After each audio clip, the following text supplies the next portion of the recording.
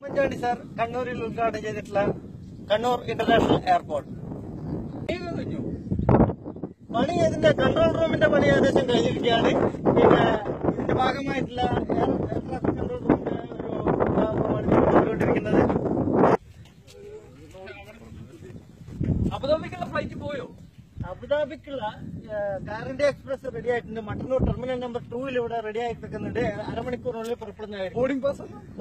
Boarding പാസിന്റെ ആവശ്യമില്ല. കണ്ണൂരിലെ യാത്രക്കാർക്ക് ബോർഡിംഗ് പാസിന്റെ ആവശ്യമില്ല. വിൻഡോ സീറ്റിൽ ഞാനിരിക്കും. വിൻഡോ സീറ്റ് എനിക്ക് വേണ്ടേ? കണ്ണൂർ അബുദാബി